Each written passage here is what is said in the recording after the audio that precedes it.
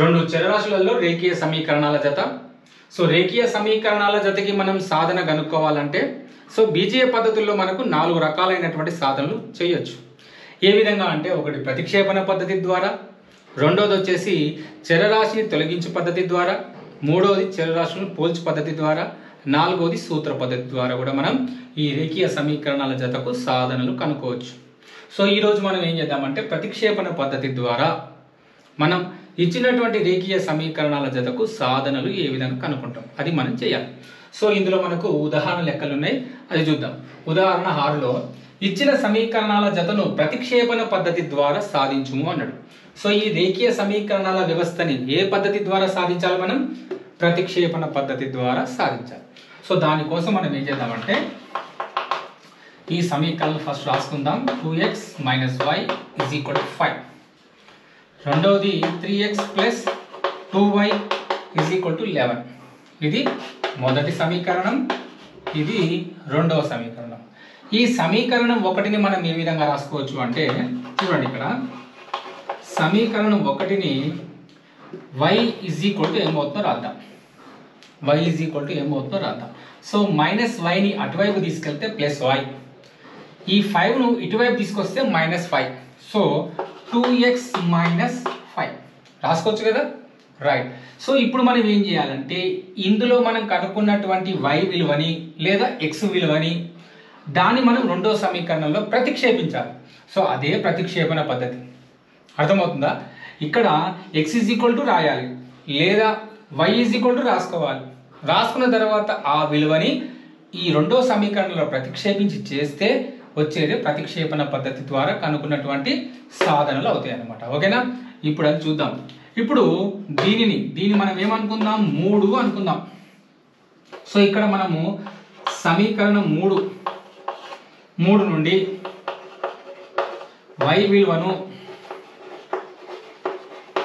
ఈ y విలువను ఎందులో ప్రతిక్షేపించాలి? మనం సమీకరణం 2లో ప్రతిక్షేపించగా, ఇది ఒక సమీకరణం కదా. ఈ సమీకరణంలో y విలువ అనేది ఒకటి ఉంది, ఎంత? 2x - 5. ఈ విలువను తీసుకెళ్ళి ఎక్కడైతే y కనబడుతుందో రెండవ సమీకరణంలో అందులో మనం ప్రతిక్షేపించబోతున్నాం. చూడండి, ఇక్కడ 3x + 2y = 11. ఇది రెండవ సమీకరణం. ఇప్పుడు 3x + 2 y బదులు ఏం రాయాలి? నేను ఇక్కడ 2x - 5 కదా. మళ్ళీ = 11కి 11. క్లియరా? ఇప్పుడు మనం ఏం చేద్దామంటే 3x కు 3x + 2 ప్లస్ 2 2 4 x కు x ప్లస్ ఇంటూ మైనస్ 2 5 10 = 11 కదా. ఇప్పుడు ఏం చేద్దాం, 3x 4x కూడేద్దాం, ఎంత? 7x. ఈ -10ని అటువైపు తీసుకెళ్తే 11 + 10 కదా. సో 7x ఏమవుతుందంటే ఇక్కడ 11 + 10 ఎంత? 21. x = 21/7 అంటే 7 1 7 ముళ్ళ అంటే x = 3 మనకు వచ్చిందా? x విలువ వచ్చిన తర్వాత ఆ x విలువను తీసుకెళ్ళి సమీకరణంలో 1లో కానీ 2లో కానీ 3లో కానీ ఎందులోనైనా సరే ప్రతిక్షేపిస్తే మనకు వచ్చే విలువ ఏది? y విలువ. ఓకేనా? ఇక్కడ రాద్దాం. x = 3ను సమీకరణం 1లో ప్రతిక్షేపించగా ఏమవుతుంది? ఇక్కడ సమీకరణం 1 రాసుకుందాం. 2x - y = 5. 2కు 2 రాద్దాం, x కు బదులుగా 3 రాద్దాం. So -y = 5. 2 6 -y = 5. ఈ -y ఏదైతే మనం కనుక్కుంటున్నామో చరరాశి దాని యొక్క సింబల్ ప్లస్లో ఉండేటట్టు చూసుకోండి. సో ఇది ప్లస్లో రావాలంటే ఏం చేద్దాం, -yని అటువైపు తీసుకెళ్దాం. క్లియరా? సో 5 అనేది ఇటువైపు వస్తుంది, 6 - 5. సో ఇక్కడ y = ఎంత? 6 ఇట్ల నుంచి 5 పోతే 1. దీన్ని సరిగ్గా రాసుకుంటే y = 1. సో మనకి ఇక్కడ 2 వచ్చినాయి, x యొక్క విలువ 3, y యొక్క విలువ 1. సో ఈ విధంగా మనం సాధనలు కనుక్కోవచ్చు. ఇప్పుడు మనం చేసినటువంటి సాధన అంటే మనం పొందినటువంటి సాధన ఏ పద్ధతి ద్వారా వచ్చింది? మనకు ఈ ప్రతిక్షేపణ పద్ధతి ద్వారా చేయగలిగినాం. ఓకేనా? నెక్స్ట్ ఉదాహరణ 7 చూద్దాం. ఇప్పుడు ఉదాహరణ 7 ఇప్పుడు మనం కనుక్కోబోయేటువంటి రేఖీయ సాధన చరరాశిని తొలగించు పద్ధతి ద్వారా కనుక్కోవాలి. సో ఇక్కడ చరరాశిని తొలగించడం అంటే ఏంటిదంటే ఎక్స్ ఇక్కడ వై, ఇక్కడ ఎక్స్ ఇక్కడ వై, రెండు చరరాశులు ఉన్నాయి. ఇందులో ఒక చరరాశిని ఇది కానీ తొలగించాలి. సో ఏ విధంగా తొలగించాలి మనము అంటే వాటి యొక్క గుణకాలని ఫస్ట్ సమానం చేసుకోవాలి. మనం ఇక్కడ వీటి యొక్క గుణకాలను కానీ ఇక్కడ వీటి యొక్క గుణకాలను కానీ మనం సమానం చేసుకోవాలి. ఎట్లా సమానం చేసుకోవాలి చూద్దాం ఇప్పుడు. సో మొదటి సమీకరణం 3x plus 2y equals to 11, ఇది మొదటి సమీకరణం కదా, రైట్. రెండవది 2x plus 3y is equal to 4, ఇది రెండవ సమీకరణం. ఇప్పుడు x గుణకాలు కానీ y గుణకాలు కానీ సమానం అయ్యేటట్టుగా మనం చేసుకోవాలి. చేసుకుంటే ఏమవుతుంది అంటే వాటి రెండింటిని మనం క్యాన్సిల్ చేయొచ్చు. అంటే ఒక చరరాశిని మనం తొలగిస్తాం. తద్వారా మనం ఏం చేయొచ్చు అంటే చరరాశిని తొలగించు పద్ధతి ద్వారా ఈ సమీకరణాల జతకు సాధన మనం కనుక్కోవచ్చు. ఇప్పుడు చూద్దాం. ఈ రెండు సమానం చేయాలంటే ఈ సమీకరణాన్ని ఎంత పెట్టి గుణించాలి మనం? 2 పెట్టి గుణించాలి. ఈ రెండు సమానం చేయాలంటే దీన్ని ఎంత పెట్టి గుణించాలి మనం? 3 పెట్టి గుణించాలి. ఎట్లా అంటే 2 × 3 = 6, 6 వచ్చిందా? 3 × 2 = 6, 2 6 6 వచ్చింది. రెండు సమానమైనప్పుడు కొట్టేసుకోవచ్చు కదా, అదే అన్నమాట. సో ఎప్పుడైనా గుర్తుపెట్టుకోండి, ఇంకొకసారి చెప్తున్నా, గుణించినప్పుడు సమీకరణం మొత్తాన్ని గుణించాలి. భాగించినా కూడా సమీకరణం మొత్తాన్ని భాగించాలి. LHS భాగించాలి, RHS వైపు కూడా భాగించాలి అదే సంఖ్యతో. ఒక సైడే గుణించినా ఇంకొక వైపు మాత్రమే భాగించినా ఏదో ఒకటి చేస్తే కాదు, రెండు వైపులు గుణించాలి, రెండు వైపులు భాగించాలి, విలువ మాత్రం మారదు. ఓకేనా, రైట్. ఇప్పుడు ఏం చేద్దామంటే 2 × 3 = 6. చూడండి ఇప్పుడు ఏమవుతుందో. 6x 2 × 2 = 4 plus 4y equals to ఈ వైపు కూడా నేను గుణిస్తున్నా. 2 × 11 = 22 వచ్చిందా? ఇది కొత్త సమీకరణం 4 అనుకుందాం. సరే ఇది 3 కదా, ఇది మూడో సమీకరణం. ఓకే, ఇప్పుడు 3తో గుణిద్దాం. 3 × 2 = 6, 6x 3 × 3 = 9. ఓకే, ఇటువైపు కూడా గుణిస్తున్నా. 3 × 4 = 12. ఇది 4వ సమీకరణం. ఈ సమీకరణాలు వచ్చిన తర్వాత ఒక్కసారి మీరు గమనిస్తే ఈ x యొక్క గుణకాలను మనం సమానం చేసుకున్నాం. వేటి గుణకాలను అయితే మనం సమానం చేసుకుంటున్నామో వాటిని మనం తొలగిస్తున్నాం. x అనేటువంటి చరరాశిని తొలగిస్తున్నాం. ఎట్లా? ఈ రెండు సమానం ఉన్నాయి కదా, ఈ ప్లస్ ఉంటే మైనస్ రాసుకుందాం. దీని గుర్తు మనం మార్చినప్పుడు మిగతా వాటి గుర్తులు కూడా మార్చేయాలి. ఓకేనా, రైట్. ప్లస్ ఉంటే మైనస్, ప్లస్ ఉంటే మైనస్, ఒకవేళ మైనస్ ఉంటే ప్లస్ రాసుకోవాలి అంతే. సో ఈ రెండు cancel. Plus 6x minus 6x cancel. ఇక్కడ మైనస్ 9y ప్లస్ 4y. ఇక దీని సంగతి మర్చిపోవాలి మనం, ప్లస్ ఉన్న సంగతి మర్చిపోవాలి, కిందిదే లెక్క. Minus 9y. సో 9 ఇట్ల నుంచి 4 పోతే ఎంత? 5. ఏం 5? పెద్దదానికి ఏం గుర్తుంటే అదే మైనస్ 5y. ఇక్కడ 12 22. 22లో నుంచి 12 పోతే ఎంత? 10. ఏం 10? పెద్దదానికి ప్లస్ కాబట్టి ప్లస్ 10. రాసుకోవట్లేదు, ప్లస్ ఉన్నా రాసుకోకున్నా ఒకటే. సో మైనస్ 5y = 10 వచ్చింది, అది ఇక్కడ రాస్తున్నాం. So minus 5y = 10. So y ఏమవుతుందంటే మనకు 5/-5. 5 ఒకట్ల 5 రెంట్ల. సో ఇక్కడ y ఏమైంది మనకు? -2. గుర్తుపెట్టుకోండి, మైనస్ కింద ఉన్నా పైన ఉన్నా మనం రాసినటువంటి విలువకు వచ్చేస్తుంది అనమాట. నో ప్రాబ్లం, పైన ఉన్నా పర్వాలేదు, కింద ఉన్నా పర్వాలేదు. మనకు వచ్చింది ఎంత ఆన్సర్? y -2. ఈ y -2 అనే విలువను ఏదైతే ఉందో సమీకరణం 1లో కానీ 2లో కానీ 3లో కానీ 4లో కానీ ప్రతిక్షేపిస్తే మనకు వచ్చే విలువ ఏది? x యొక్క చరరాశి విలువ మనకు వస్తుంది అనమాట. ఓకేనా, దీన్ని మనం ఏమనుకుందాం? 5 అనుకుందాం. సో 5 అంటే ఏంది? y విలువ, y -2. 5ను సమీకరణం 1లో ఏం చేస్తున్నాం మనం? ప్రతిక్షేపిస్తున్నాం. సో రాద్దాం. ఫస్ట్ సమీకరణం ఏంటిది? ఒకటి 3x + 2y = 11. ఇది ఒకటో సమీకరణం. ఇందులో 3x రాసుకొని 2కు 2 రాసుకొని y బదులుగా ఎంత రాయాలి మనం? ఇక్కడ -2. 11కి 11. So 3x plus into minus, minus 2 × 2 = 4, that equals to 11. So 3x ఏమవుతుందంటే -4 అటువైపు వెళ్తే ఎంత అయితే తెలుసు కదా, 11 + 4 that equals to 15. So 3x 15. ఇప్పుడు చూద్దాం x విలువ. x = 15/3. ఈ 3 దేని కిందికి వస్తుంది? 15 కిందికి వస్తుంది. గుణకారం ఉంటే భాగారం అవుతుంది, భాగారం ఉంటే గుణకారం అవుతుంది. హారం అనేది లవాన్ని గుణిస్తుంది, లవమేమో హారాన్ని గుణిస్తుంది అనమాట. రైట్, 3 1ల 3 5ల. So x is equal to ఎంత 5 వచ్చింది. తర్వాత y విలువనేమో -2 వచ్చింది. సో 2 కూడా ఇక్కడ రాద్దాం. x is equal to -5, y is equal to -2. ఈ విధంగా మనం సాధనలు కనుక్కున్నాం. ఎట్లా కనుక్కున్నాం సాధనలు? ఈ చరరాశిని తొలగించు పద్ధతి ద్వారా ఎక్స్ను తొలగించుకోవచ్చు, వైని కూడా మనం తొలగించుకోవచ్చు. వైని తొలగించాలంటే ఏం చేయాలి? మనం ఈ రెండింటిని సమానం చేసుకోవాలి. అంటే ఈ రెండింటిని సమానం చేసుకోవాలి. అర్థమైందా? ఓకే, నెక్స్ట్ ఉదాహరణ 8 చూద్దాం. ఉదాహరణ 8. రుబీనా బ్యాంకు నుండి 2000 రూపాయలు తీసుకోదలిచినది.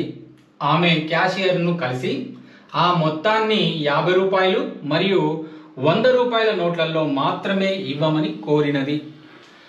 మొత్తము ఆమెకు 25 నోట్లు వచ్చిన, అంటే బ్యాంక్ క్యాషియర్ ఏం చేస్తుందంటే ఆమెకు మొత్తం 25 నోట్లు చేతిలో పెట్టిండు. ఎన్ని నోట్లు? 25 నోట్లు చేతిలో పెట్టిండు. పెడితే అందులో ఆమెకు ఎన్ని 50 రూపాయల నోట్లు, ఎన్ని 100 రూపాయల నోట్లు వచ్చినవో చెప్పగలవా అంటున్నాడు. సో ఆమె దగ్గర ఉన్నటువంటి 25 నోట్లలో ఎన్ని 50 రూపాయల నోట్లు ఉన్నాయి, ఎన్ని 100 రూపాయల నోట్లు ఉన్నాయో మనం చెప్పాలి. అది లెక్క. సో ఈ లెక్కని ఎట్లా చేద్దామో ఒక్కసారి చూద్దాం. మనకు నోట్లు తెలియవు.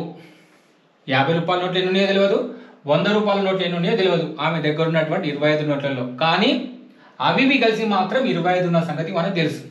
సో ఇక్కడ రాద్దాం. 50 రూపాయల నోట్లను ఏమనుకుందాం? ఎక్స్ అనుకుందాం. ఓకేనా? తర్వాత 100 రూపాయల నోట్లను ఏమనుకుందాం? వై అనుకుందాం. సో రెండు కలిసి మన దగ్గర మొత్తం ఉన్నటువంటి నోట్లు ఎన్ని? మన దగ్గర అంటే రుబీనా దగ్గర ఎన్ని ఉన్నాయి? 25 నోట్లు ఉన్నాయి కదా. సో ఇక్కడ x plus y is equal to 25. X అంటే 50 రూపాయల నోట్లు, వై అంటే 100 రూపాయల నోట్లు. ఆ రెండు కలిసి రుబీనా దగ్గర ఉన్న నోట్లు ఎన్ని? 25. ఇది మనకు తెలుసు. ఒకటి వచ్చింది. మరి రెండో సమీకరణం ఎట్లా వస్తుంది? సో ఈ టాపిక్లో అంటే ఈ సబ్జెక్ట్లో మనం నేర్చుకునేది అంతా కూడా 2 సమీకరణాల మీదనే ఉంటుంది షో. ఓకేనా? రైట్. నెక్స్ట్ది 50 రూపాయల నోట్లు ఎన్ని? ఎక్స్. అవి 1, 2, 3 మనకు తెలియదు. ఎన్ని నోట్లు? ఇది సంఖ్య. 50 రూపాయల నోట్లు ఎన్ని ఉన్నాయి? ఎక్స్ ఉన్నాయి. సో అది ఇక్కడ రాద్దాం. ఇవి 50 రూపాయల నోట్లు. మళ్ళీ 100 రూపాయల నోట్లు ఎన్ని ఉన్నాయి? వై ఉన్నాయి. వై అంటే ఏంటిది? సంఖ్య. 100 రూపాయల నోట్లు ఎంత ఉన్నాయి? వై సంఖ్యలో ఉన్నాయి. ఓకే, అది ఇక్కడ రాద్దాం. సో ఇక్కడ ఎక్స్ సంఖ్యలో ఉన్నటువంటి 50 రూపాయల నోట్లు, వై సంఖ్యలో ఉన్నటువంటి 100 రూపాయల నోట్లు మొత్తం కలిపితే ఆమె బ్యాంక్ క్యాషియర్ నుంచి తీసుకున్నటువంటి డబ్బు ఎంత? 2000 రూపాయలు. అది ఇక్కడ రాసుకోవాలి. ఇది రెండవ సమీకరణం. సో ఈ సమీకరణాన్ని మనం ఏ పద్ధతిలో కనుక్కోవాలి? ఇక్కడ ఇచ్చిండు ఆ పద్ధతిలో, ఈ పద్ధతిలో కనుక్కోమని ఇచ్చిండా? ఇవ్వలే. సో ఈ ఆప్షన్ మీది. ప్రతిక్షేపణ పద్ధతి ద్వారా అయినా కనుక్కోవచ్చు, లేదా చరరాశిని తొలగించు పద్ధతి ద్వారా అయినా కనుక్కోవచ్చు, లేదా పోల్చు పద్ధతి, లేదా సూత్ర పద్ధతి, అది మీ ఇష్టం. నేనేం చేస్తున్నా అంటే టెక్స్ట్ బుక్లో మీకు ప్రతిక్షేపణ పద్ధతి ద్వారా సాధించాడు కదా. సో నేను ప్రతిక్షేపణ పద్ధతిని మీరు టెక్స్ట్ బుక్లో చూసి నేర్చుకోవచ్చు కదా. నేను చరరాశిని తొలగించు పద్ధతి ద్వారా, అంటే టెక్స్ట్ బుక్లో లేదది, సో అది కూడా ఇస్తున్నాను అనమాట. దానివల్ల ఏమవుతుంది? మీకు 2 ప్రాక్టీస్ అవుతాయి. ఒకటి ప్రతిక్షేపణ పద్ధతి టెక్స్ట్ బుక్లో ఉంది, ఇప్పుడు చెప్పబోయేటువంటి చరరాశిలో తొలగించు పద్ధతి ఏదైతే ఉందో అది ఇప్పుడు మనం చెప్పుకుందాం. ఓకేనా? రైట్. ఇప్పుడు మనం ఏం చేద్దామంటే చరరాశిని తొలగించు పద్ధతి అంటే ఏం చెప్పినా? ఎక్స్ యొక్క గుణకాలను కానీ వై యొక్క గుణకాలను కానీ సమానం చేసుకోవాలి. సో సమీకరణం 1ని దేని పెట్టి గుణిస్తే ఈ 2 సమానం అవుతాయి? 50 పెట్టి గుణిస్తే. సో ఇక్కడ నేను రాస్తున్నా, ఈ సమీకరణం 1ని నేను 50 పెట్టి గుణించగా ఏమవుతుంది? 50 into X 50x, 50 into why 50y. ఓకేనా? 50 ఇంటూ 25 1250 వచ్చిందా? 50 ఇంటూ 25 1250, 25 125, పక్కన 0. రైట్. నెక్స్ట్ ఇది రాద్దాం. దీన్ని మనం ఏం ముట్టుకోము, అట్లే సేమ్ యాజ్ టీజ్గా రాస్తున్నాం. ప్లస్ 100/2000. ఇప్పుడు చూడండి ఏమైంది ఇక్కడ, ఎక్స్ అనేటువంటి చరరాశి యొక్క గుణకాలు సమానమైనవి. సో మన కాన్సెప్ట్ కూడా అదే, చరరాశిని తొలగించాలంటే ఎక్స్ యొక్క గుణకాన్ని కానీ వై యొక్క గుణకాలను కానీ సమానం చేయాలి. సమానం చేసి వాటిని తొలగించాలి. ఈ రెండు ప్లస్ ఉన్నాయి కదా, మరి కొట్టుడు పోతాయా? పోవాలంటే ఏం చేయాలి? ప్లస్ ఉంటే మైనస్ పెట్టాలి, మైనస్ ఉంటే ప్లస్ పెట్టుకోవాలి. ఒకటి పెడితే సరిపోదు కదా, పెడితే మొత్తం మైనస్, ఇది మైనస్, క్యాన్సల్. ఒకటి ప్లస్ ఒకటి మైనస్, పెద్దదానికి మైనస్ ఉంది కాబట్టి మైనస్ పెట్టుకొని 100లో నుంచి 50 పోతే ఎంత? 50. So 50y is equal to 2000లో నుంచి 1250 తీసేయాలి. అది ఇక్కడ రాస్తున్నా. 2000లో నుంచి 1250 తీసేయాలి. 0లో నుంచి 0 పోతే 0, 0లో నుంచి పోదు. సో 10 నుంచి 5 పోతే 5, ఇక్కడ 9 ఉంటుంది. 9 నుంచి 2 పోతే ఎంత? 7. ఇక్కడ 1 ఉంటుంది. 1 నుంచి 1 పోతే 0, అంటే 750. సో 750 నేను ఇక్కడ రాస్తున్నా. రాసేటప్పుడు మనం ఏం చేయాలి? పెద్ద సంఖ్యను చూడాలి. మనం పెద్ద సంఖ్యకి ఏం గుర్తుంది? మైనస్ ఉంది, అది ఇక్కడ పెట్టుకోవాలి. ఓకేనా? ఇటువైపు మైనస్, అటువైపు మైనస్, రెండు ఏమైపోతే క్యాన్సిల్ అయిపోతుంది. ఇప్పుడు రాద్దాం. 50y is equal to 750. So y is equal to ఏమవుతుంది మనకు? 750 ఈ 50 రాసుకోవాలి. ఈ 0 కొట్టుడు పోతుంది. 5 ఎక్కం 5, 5 ఎక్కం 5, ఇంకా 2 మిగులుతుంది, అంటే 5 5 25. So y is equal to వచ్చేసి 15. మీరు ఏ పద్ధతిలో కనుక్కున్నా కూడా వచ్చే ఆన్సర్ మాత్రం ఇదే. అది ఏ పద్ధతి అయినా సరే, ప్రతిక్షేపణ పద్ధతి కానీ, చరరాశిని పోల్చు పద్ధతి కానీ, ఇంకే పద్ధతి అయినా కూడా వచ్చే ఆన్సర్ మాత్రం ఇదే. సో ఇప్పుడు y ఈజ్ ఈక్వల్ టు 15 ఏదైతే ఉందో, సమీకరణం 1లో కానీ 2లో కానీ ప్రతిక్షేపిస్తే మనకి ఏం విలువ వస్తుంది? ఎక్స్ విలువ వస్తుంది. ఓకేనా? అప్పుడు లెక్క అయిపోతుంది. సమీకరణం 1లో ప్రతిక్షేపించగా, సో రాద్దాం. X plus y is equal to 25. ఇది ఒకటో సమీకరణం. వై విలువ 15 కదా, ఎక్కడైతే వై కనబడుతుందో అక్కడ మనం ఏం చేయాలి? 15 రాయాలి, ఇక్కడ 25. So x is equal to ఏమవుతుంది మనకు? 25 ప్లస్ 15 అటువైపు తీసుకెళ్తే మైనస్ 15. 5 నుంచి 5 పోతే 0, 2 1 పోతే 1. ఎక్స్ ఈజ్ ఈక్వల్ టు ఎంత? 10. లెక్క మొత్తం చేసిన తర్వాత కూడా మీరు చెక్ చేసుకోవచ్చు. చేసిన లెక్క తప్ప రైట్ కూడా చెక్ చేసుకోవచ్చు. ఎట్లా చూపిస్తాం. ఫస్ట్ అయితే మనం ఏం చేద్దాం? ఎక్స్ ఈజ్ ఈక్వల్ టు 10 రాద్దాం. వై ఈజ్ ఈక్వల్ టు ఎంత వచ్చింది మనకు? 15 వచ్చింది. ఇది ఆన్సర్. వచ్చిన తర్వాత ఈ లెక్క తప్ప కాదా ఎట్లా తెలుసుకోవాలి?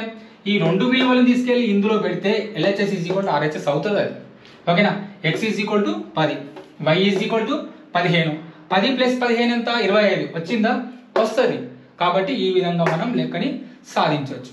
అది మీరు ప్రతిక్షేపణ పద్ధతి కావచ్చు, లేదా చరరాశిని తొలగించే పద్ధతి కావచ్చు. మిగతా 2 పద్ధతులు అయినా కూడా మనకు వచ్చే ఆన్సర్ మాత్రం ఇదే ఉంటుంది. అది మీ ఆప్షన్ అనమాట. వాడు ప్రత్యేకంగా ఇదే పద్ధతిలో సాధించండి అన్నప్పుడు మాత్రం అదే పద్ధతిలో చేయాలి. వాడు ఆప్షన్ ఇవ్వనప్పుడు మాత్రం మీ ఇష్టం వచ్చిన పద్ధతి, మీకు ఏదైతే చేయగలుగుతారో ఆ పద్ధతిలో మాత్రం చేయొచ్చు. ఓకేనా? నెక్స్ట్ ఉదాహరణ 9 చూద్దాం. ఉదాహరణ 9. ఒక పోటీ పరీక్షలో ప్రతి సరైన సమాధానానికి 3 మార్కులు వేయగా ప్రతి తప్పు సమాధానానికి 1 మార్కు తగ్గించెదరు. ఆ పరీక్షలో మధు 40 మార్కులు సాధించను, కానీ ప్రతి సరైన సమాధానానికి 4 మార్కులు వేసి ప్రతి తప్పు సమాధానానికి 2 మార్కులు తగ్గించిన అతనికి 50 మార్కులు వచ్చి ఉండేవి. అయినా ఆ పరీక్షలో ఉన్న మొత్తము ప్రశ్నలు ఎన్ని? ఇది ప్రశ్న. ఇక్కడ ప్రశ్న ఏంటిదంటే ఆ పోటీ పరీక్షలో మొత్తం ప్రశ్నలు ఎన్ని అది మనం కనుక్కోవాలి. సో మధు ఇక్కడ అన్ని ప్రశ్నలకు సమాధానాలు రాసిండట. అది మనకు కింద టెక్స్ట్ బుక్లో ఇక్కడ బ్రాకెట్లో కూడా ఇవ్వడం జరిగింది. మొత్తం ప్రశ్నలకు సమాధానాలను రాయడం జరిగింది. ఎవరు? మధు. సో ఇక్కడ మనం గమనించాల్సింది ఏంటంటే ఆ పోటీ పరీక్షలో సరైన సమాధానానికి ఎన్ని మార్కులు? 3 మార్కులు వేసి తప్పు సమాధానానికి 1 మార్కు తగ్గిస్తే అతనికి ఎన్ని మార్కులు వచ్చుండేవి అంటే ఇన్ని మార్కులు, 40 మార్కులు వస్తుండే. ఒకవేళ ఈ మార్కులు కాకుండా సరైన సమాధానానికి 4 మార్కులు వేసి తప్పు సమాధానానికి 2 మార్కులు తీసేస్తే అతనికి ఎన్ని మార్కులు వచ్చేటివి? 50 మార్కులు వచ్చేటివి. అసలు ప్రశ్నలు ఎన్ని అనే సంగతి మనం కనుక్కోవాలి. రైట్.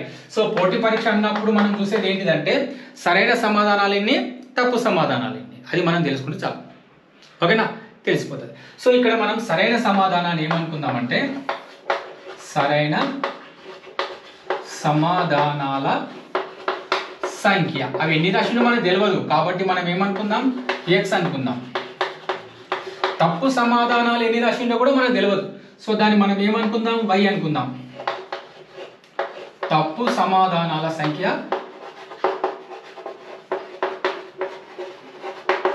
వై అనుకుందాం.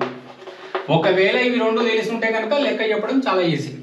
ఓకే, ఇప్పుడు వాటిని కనుక్కొని ఉన్న ప్రశ్నలు ఎన్నో మనం చెప్పాలి. ఓకే, ఇప్పుడు చూడండి, సరైన సమాధానాలు 1 రాస్తే 1x, 2 సరైన సమాధానాలు రాస్తే 2x, 3 సరైన సమాధానాలు రాస్తే 3x. అట్లే తప్పు సమాధానాలు 1 రాస్తే 1y, 2 తప్పు సమాధానాలు రాస్తే 2y, 3 తప్పు సమాధానాలు రాస్తే 3y. ఓకేనా, రైట్. ఇప్పుడు మనం ఏం చేద్దామంటే ఒకవేళ ప్రతి సరైన సమాధానానికి 3 మార్కులు వేయగా, ఎన్ని మార్కులు 3 మార్కులు. సో ఇక్కడ 3 ఏంటిది, ఇది సరైన సమాధానాలు. సరైన సమాధానాలు మనం ఏమనుకుంటున్నాం ఎక్స్ అనుకుంటున్నాం, రైట్. అదేవిధంగా తప్పు సమాధానాలు, ఎన్ని తప్పు సమాధానాలు, ప్రతి తప్పు సమాధానానికి 1 మార్కు తగ్గించిన, ఒక్కొక్క మార్కు తగ్గిస్తే దేనికి 1 మార్కు తగ్గిస్తున్నాం మనం, తప్పు సమాధానానికి. తప్పు సమాధానాన్ని మనం దేంతో గుణిస్తున్నాం, వైతో.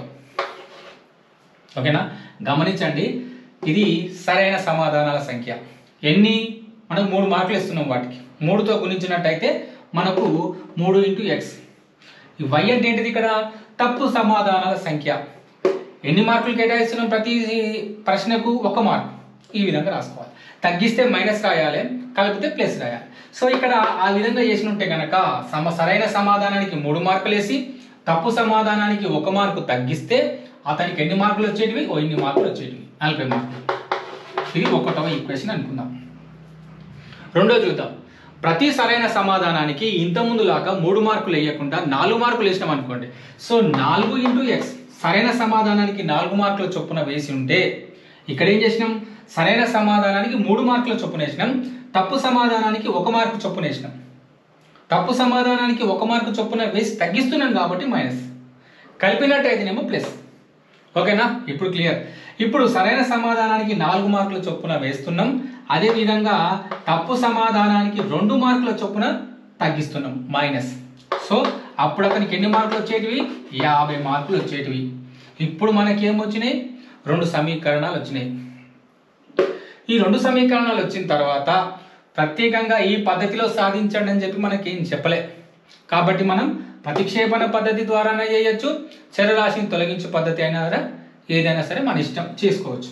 సో ఇప్పుడు నేను ఏం చేస్తున్నా అంటే ఈ సమీకరణం 1ని 2 చేత గుణిస్తున్నా.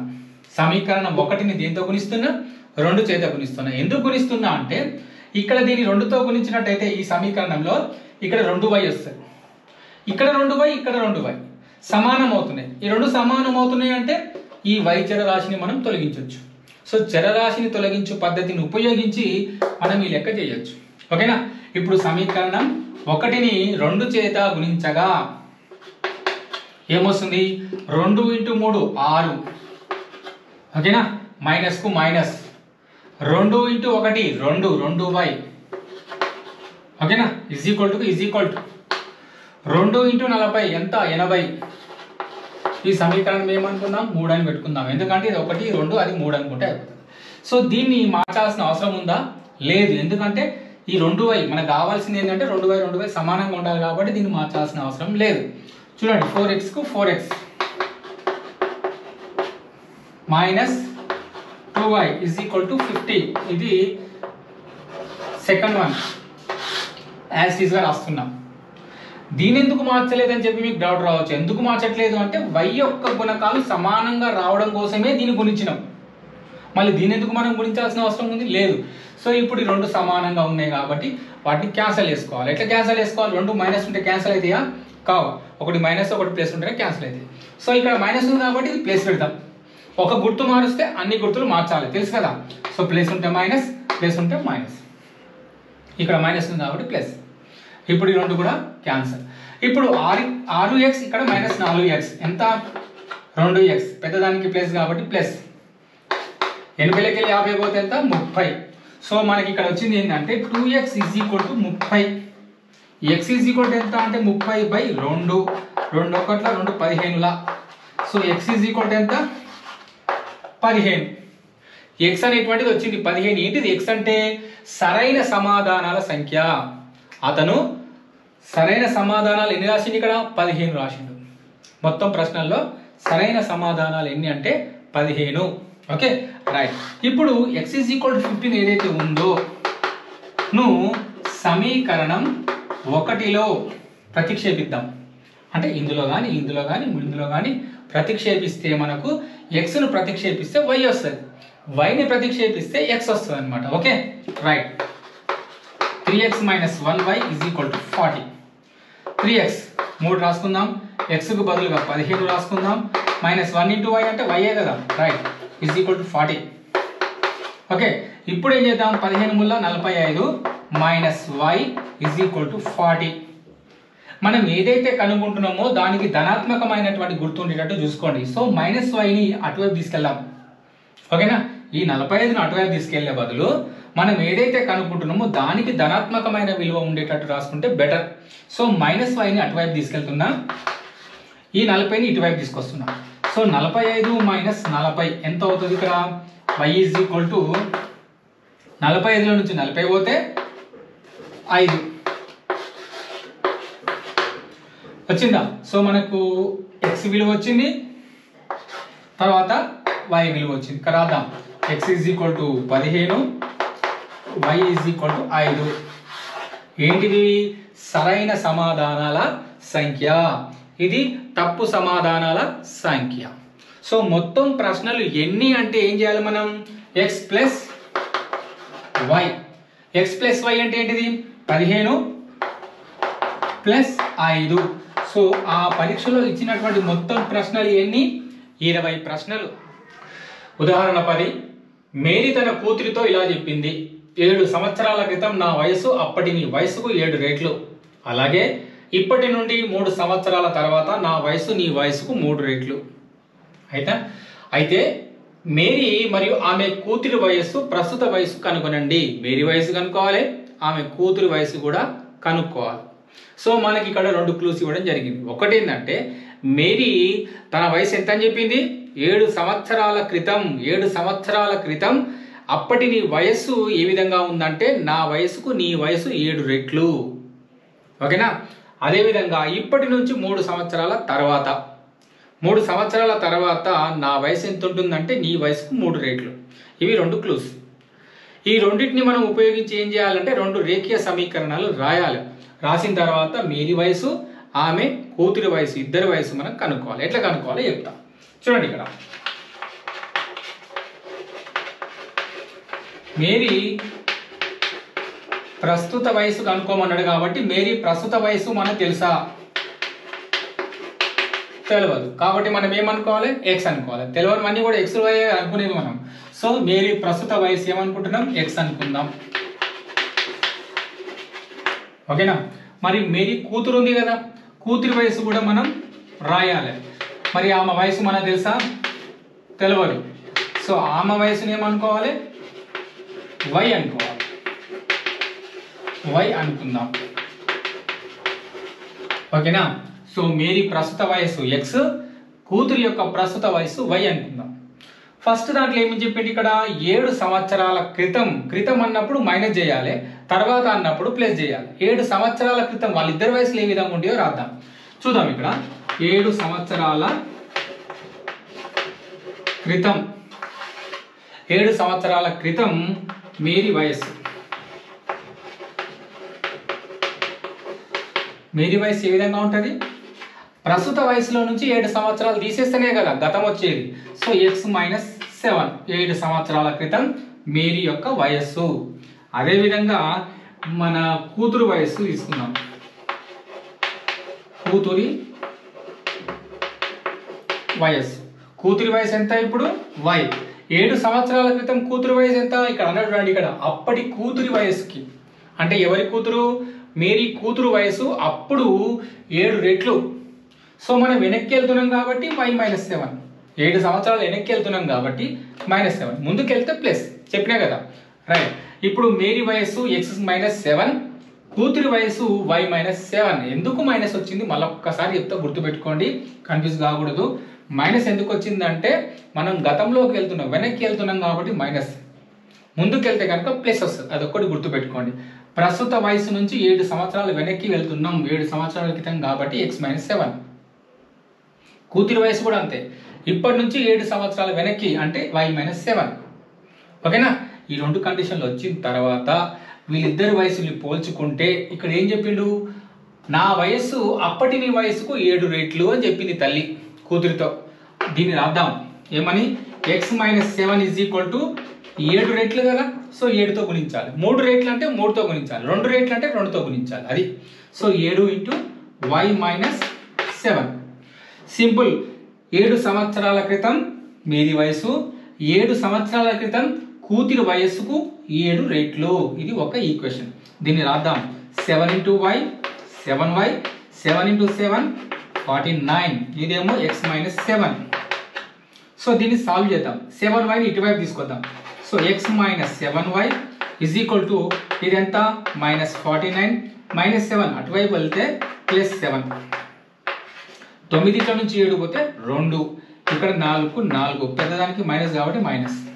So x minus 7y is equal to minus 42 వచ్చిందా?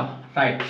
ఇప్పుడు మళ్ళీ మనం ఏం చేద్దామంటే, అలాగే ఇప్పటి నుండి 3 సంవత్సరాల తర్వాత, అలాగే ఇప్పటి నుండి 3 సంవత్సరాల తర్వాత ఫ్యూచర్లో ఏ విధంగా ఉంటుంది వాళ్ళ వయసు అనేది చెప్తున్నాడు. సో మీది వయసు ఎంత, x కదా, x రాద్దాం.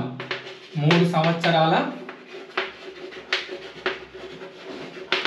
తర్వాత మీది వయసు ఏ విధంగా ఉంటుందో చూద్దాం.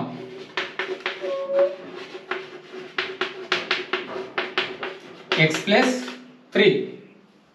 ఓకేనా? అదేవిధంగా కూతురి వయస్సు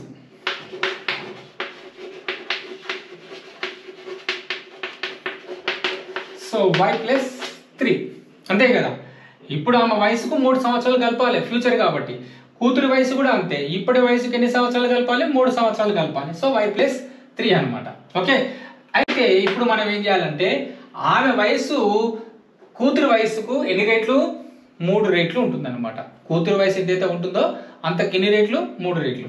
సో ఏ విధంగా రాయాలంటే ఇక్కడ x plus 3 equals to 3 of y plus 3, అంతే కదా. 3 సంవత్సరాల తర్వాత మీది వయస్సు, 3 సంవత్సరాల తర్వాత ఆమె కూతురి వయసుకు ఎన్ని రెట్లు, 3 రెట్లు. ఇది దత్తాంశం ఇది. Okay right. దీన్ని చేద్దాం. x ప్లస్ 3కి x plus 3, 3 into y 3y, 3 3 is 9. Okay.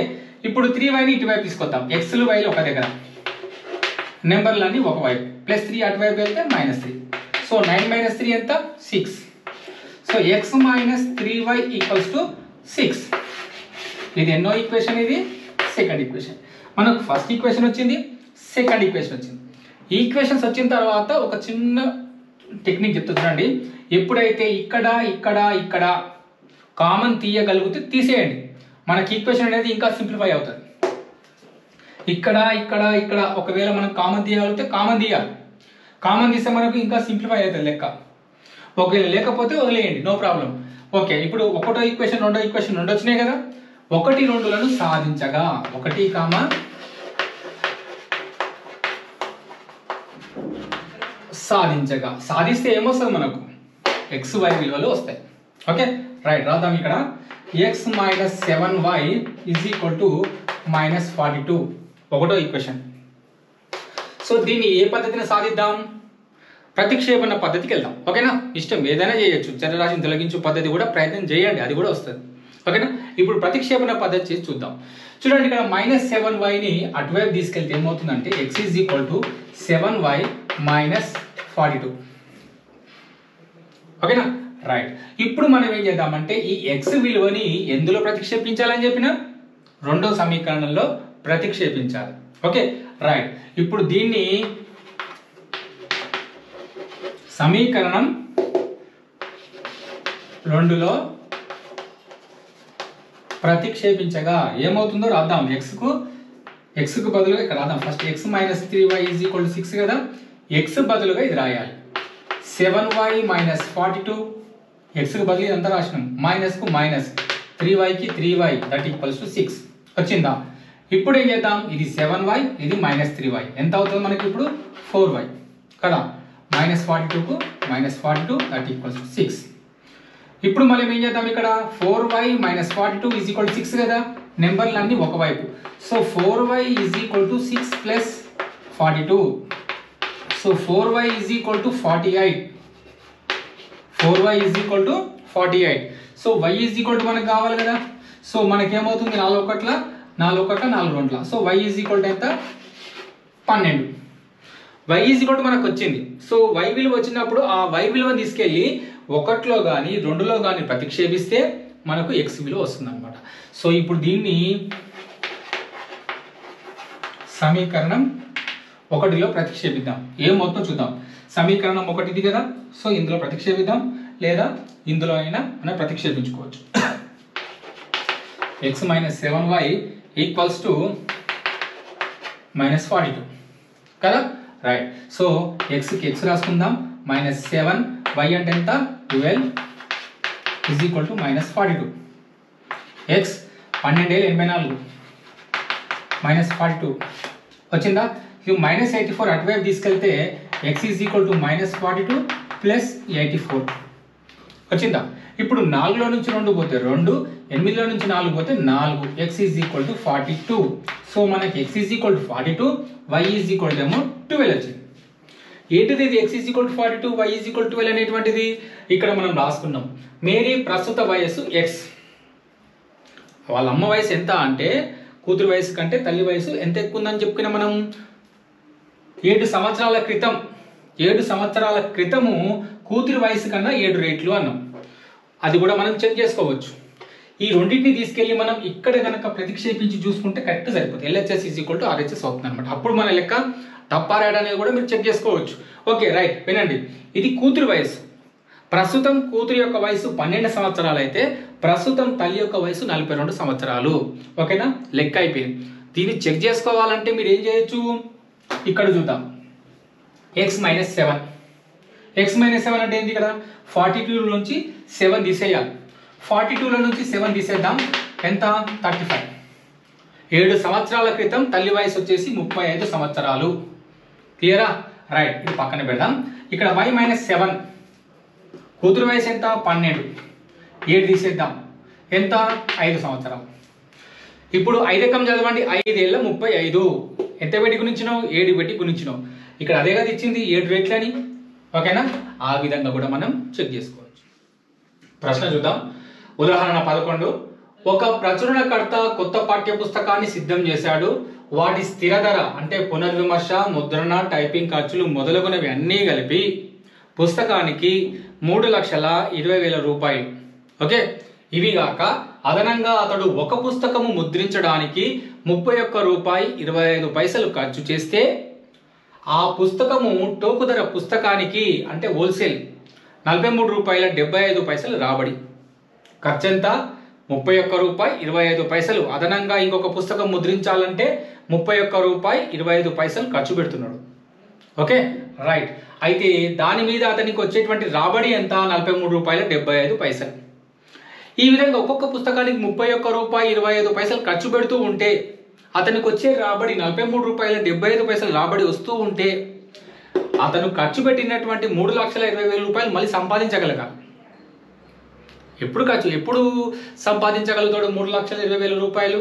మరి ఎన్ని పుస్తకాలు అమ్మాలి? ఇంకా అతను ఎన్ని పుస్తకాలు అమ్మితే అతనికి వచ్చే డబ్బు 3,20,000 రూపాయలు అవుతుంది? అది మనకు కావాలి. సో ఇక్కడ ప్రశ్న ఏంటిదంటే ఆ ప్రచురణకర్త ఖర్చులు రాబడి రెండు సమానం కావాలి. ఖర్చులు మరియు రాబడి రెండు సమానం కావాలి. అతనికి లాభం ఉండకూడదు, ఇటు నష్టం కూడా ఉండకూడదు. రెండు సమానం కావాలంటే ఖర్చులు ఎంత ఉంటాయో రాబడి కూడా అంతే ఉండాలన్నమాట. దాన్ని మనం ఏమంటున్నాం? సమతుల్యత స్థానం అంటున్నాం. అది మనం కనుక్కోవాలి.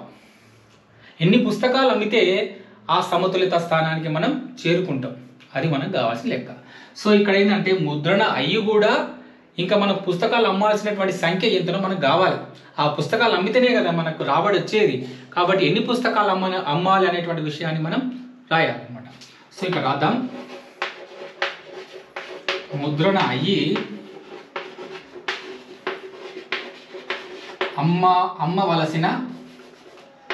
అమ్మాల్సిన పుస్తకాల ఎక్స్ అనుకుందాం, పుస్తకాల సంఖ్య ఎక్స్ అనుకుందాం. ఓకేనా, రైట్. అయితే ఇప్పుడు మనం ఏం చేయాలంటే అతనికి వచ్చినటువంటి రాబడి ₹43.75 ఖర్చు పెట్టింది అంత. సో వాటి యొక్క భేదం కావాలి కదా. సో రాద్దాం ఇక్కడ. భేదం ₹43.75 మైనస్ ₹31.25. భేదం కావాలి. అతనికి ఎంత లాభం వచ్చిందో కూడా మనకు కావాలి కదా. సో ఇక్కడ రాస్తున్నా ₹43.75 ₹31.25. 5 ఇట్లా 5 పోతే 0, 7 ఇట్ల నుంచి 2 పోతే 5, 3 ఇట్ల నుంచి 1 పోతే 2, ఓకే, 4 ఇట్ల నుంచి 3 పోతే 1, ₹12 ఆటనా. సో అతనికి వచ్చినటువంటి రాబడి ఎంత అంటే ఇప్పుడు ₹12 ఆటన వచ్చింది. ఒక పుస్తకం మీద అతనికి లాభం ఇంత వచ్చింది. ఓకేనా, రూపాయలు. రైట్. ఇప్పుడు మనం ఏం చేయాలంటే దీని చొప్పున అంటే ఈ లాభము చొప్పున ఎన్ని పుస్తకాలు అమ్మితే ₹3,20,000 చేరుతాయి. సో ఇక్కడ మనం ఏం చేయాలంటే ₹12.50 చొప్పున ఎక్స్ ఎన్ని పుస్తకాలు నువ్వు అమ్మితే ₹3,20,000 నువ్వు చేరుకుంటావు. సమతుల్యత స్థానం కావాలి కదా. సో అది రాయాలన్నమాట. ఇంకెన్ని పుస్తకాలు నువ్వు అమ్మాలి అది. So x is equal to రాద్దాం. ఎక్స్ ఈజ్ ఈక్వల్ టు ఏమవుతుంది మనకి ఇక్కడ 12.5 ఏదైతే ఉందో ₹12 ఆటన ఇది దీని కిందికి వస్తుంది కదా.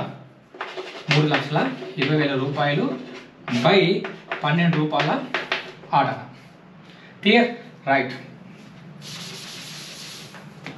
ఇప్పుడు ఏం చేద్దామంటే ఈ పాయింట్ తర్వాత 0 రాసినా ఒకటే, రాయకున్నా ఒకటే. రైట్, ఇక్కడ రాద్దాం. X is equal to ₹3,20,000 by 12 ఇట్లా ఉంది కదా. సో నేను ఏం చేస్తున్నా, పాయింట్ తర్వాత 0 రాసినా ఒకటే, రాయకున్నా పర్వాలేదు, ఈ 0 తీసేసుకుందాం, అవసరం లేదు. ఇప్పుడు నెక్స్ట్ స్టెప్లో ఏం చేస్తున్నా గమనించండి. ఇక్కడ ₹3,20,000 బై ఇక్కడ పాయింట్ తీసేసి రాసినట్టయితే ఏమవుతుందంటే పాయింట్ తర్వాత ఎన్ని అంకెలు ఉంటే అన్ని 0 పైకి వస్తాయి. పైన కూడా అంతే, పాయింట్ తీసేస్తే పాయింట్ తర్వాత ఎన్ని అంకెలు ఉంటే అన్ని 0 కిందికి వస్తాయి. గుర్తుపెట్టుకోండి. ఇక్కడ పాయింట్ ఉంది, పాయింట్ తీసేయాలి. పాయింట్ తీసేసి రాయాలంటే మనకి ఎంత వస్తుంది, 125. సో పాయింట్ తర్వాత ఎన్ని అంకెలు ఉంటే అన్ని 0 పైకి వస్తాయి, అది గుర్తుపెట్టుకోండి. ఒకవేళ పాయింట్ ఇక్కడ ఉంటే పాయింట్ తీసేస్తే పాయింట్ తర్వాత ఎన్ని అంకెలు ఉంటే అన్ని 0 కిందికి వస్తాయి. ఓకేనా, రైట్. ఇప్పుడు నేను పాయింట్ తీసేసిన కాబట్టి ఇక్కడ పాయింట్ తర్వాత ఒక్క అంకె ఉంది కాబట్టి ఒక్క 0 నేను పైన పెట్టుకుంటున్నా. అర్థమైందా, రైట్. ఇప్పుడు 1, 10, 100, 1000, 10,000, 1,00,000, 32 లక్షలు బై 125. దీన్ని మనం ఏం చేయాలంటే భాగాహారం చేద్దాం. ఇక్కడ చేద్దాం, తోడుపేస్తున్నాయి. ఇప్పుడు భాగిద్దాం. 32 లక్షల్ని 120తో భాగిద్దాం, ఏమవుతుందో చూద్దాం. 125 అంటే ఇక్కడ ఎన్ని అంకెలు ఉన్నాయి, 3 అంకెలు ఉన్నాయి. 3 అంకెలు తీసుకుందాం. 320 ఎందులో పోతుంది మనకు? 320 అంటే చూడండి ఇక్కడ 2లో పోతుంది. 125 2లో 250, 3లో తీసుకుంటే 375. ఎక్కువ అయిపోతుంది కాబట్టి 2లో తీసుకుంటున్నాం. ఎంత? 250. 0 పోతే 0, 2 5 పోదు. సో 12 5 పోతే ఎంత? 7. 2 2 పోతే 0, 70 వచ్చింది. మరి ఇది పోతుందా? పోదు. కాబట్టి ఈ 0ని కూడా మనం ఇక్కడ రాసుకోవాలి, 700. సో 125లో 700 ఎందులో పోతుంది? చూడండి ఇక్కడ 625 ఎందులో పోయింది? 5లో పోయింది. అది రాద్దాం. ఎంత? 5లో 625. ఓకేనా. సో 0 5 పోదు కాబట్టి 10. 10 5 పోతే 5, 9 ఉంటుంది. 9 ఇట్ల నుంచి 2 పోతే 7. ఇక్కడ ఎంత ఉంటుంది? 6. 6 ఇట్ల నుంచి 6 పోతే 0, 75 వచ్చింది. ఇప్పుడు ఈ 0ని మనం దించుకోవాలి. 750 ఇక్కడ ఎక్కడ ఉంది? ఇది 750 6లో పోయింది. సో ఇక్కడ మనం 6 రాద్దాం. ఎంత అవుతుంది మనకు? 750. ఇప్పుడు మళ్ళీ మనం ఏం చేయాలి? ఇక్కడ ఈ 0 దించుకోవాలి. అంటే ఎంత వస్తుంది మనకి? 0 వచ్చింది కదా, రైట్. సో ఈ 0 మనం ఇక్కడ దించుకున్నాం. మరి ఈ 0 పోవాలంటే ఈ 0 ఎందులో పోతుంది మనకు? 125 0ల 0. మరి ఈ 0 దించుకోవాలి. మరి ఈ 0 ఎందులో పోతుంది మనకు? ఇంకొక 0. 125 0ల 0. సో ఇది సరే. ఒక్క విషయం గమనించాలి, ఎప్పుడైనా సరే మనం ఇక్కడి నుంచి విభాజ్యం నుంచి గనక మనం ఒక అంకెని దించుకుంటే తప్పకుండా దాన్ని మనం భాగించాలి. విభాజ్యం నుంచి ఒక అంకె మనం దించుకుంటే తప్పకుండా మనం ఏం చేయాలి, దాన్ని భాగించాలి.